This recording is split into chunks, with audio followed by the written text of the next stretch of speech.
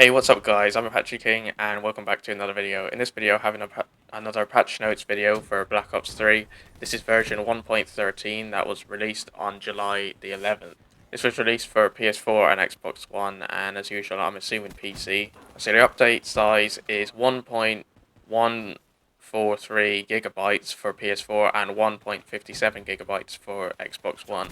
I've never understood why Xbox One games and updates use more hard drive space, are more gigs than PS4 when PS4 has remote play and all these, and higher, and normally has a higher resolution.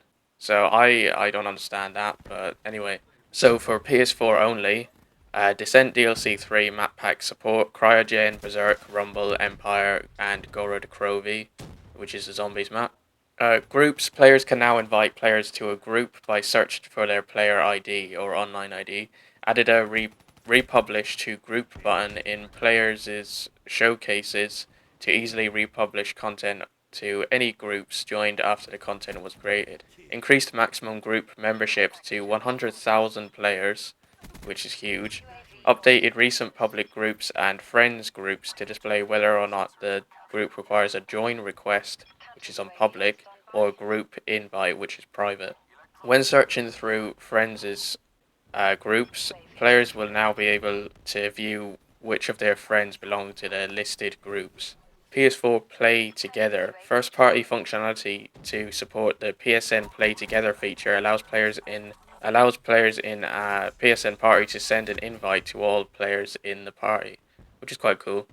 In-game store. COD points are now available for purchase for the JP territory. Removed DLC 2 pre-order and Infinite Warfare pre-order for JP only. Oh, JP is Japan, by the way, from the in-game store. For Xbox One, complete your season pass is now available in the in-game store. For multiplayer, there's a new game mode which is Fracture.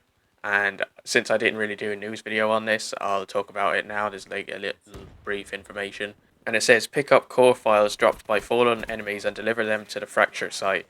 Depositing the core files earns score for your team. The first team to reach the score limit, or the team with the most deposited files at the end of the time limit, wins the match. For Black Market, fix an issue where after completing a daily contract, if the user backed out of the match before it completed, they would receive a non-functional retry button in the black market. Users would not receive their crypto key reward until they completed another match, which I had this trouble sometimes, so yeah, I'm glad they fixed it. It was getting a bit annoying.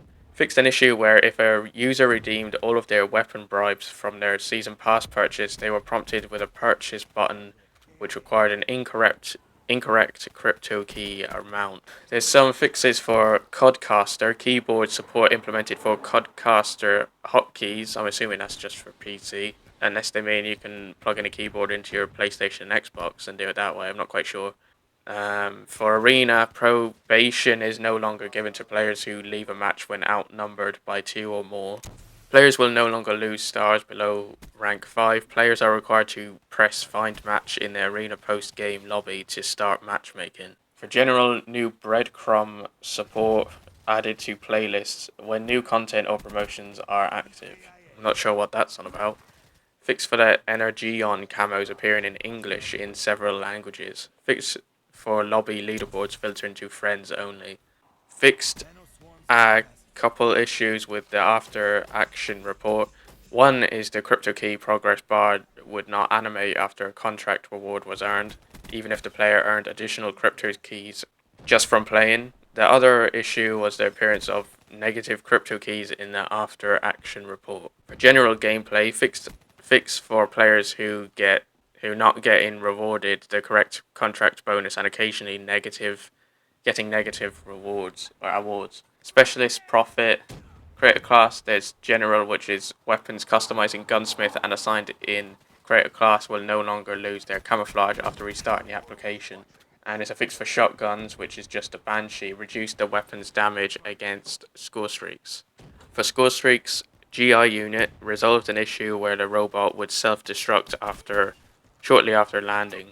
For game modes, for uplink, players can now move freely after the round time limit has ended if the satellite drone is still in the air. For Safeguard, resolved an issue where the Safeguard robot's walk animation would become corrupted at the start of a round. I'm not sure whether that also means, like it says start a round, but sometimes he would just get stuck and sort of walk in the place, in the spot he was in, which is kind of weird. I hope they fix that.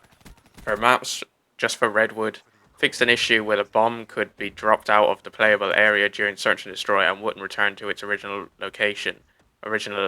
position. I had this problem as well, and it's very annoying. But yeah, I'm glad they fixed it. For zombies, for general, fixed a bug that caused attachment variants to change when pack-a-punching weapons. Removed an incorrect personalized prompt from the weapon kits menu. There's some fixes for Setsuo no Shima, The Rise into Crack, Shadows of Evil, The Giant, and Dead Ops Arcade 2 Cyber's Avenging. So yeah, that's pretty much it for this patch notes video. Thanks very much for watching, and I'll see you in my next video.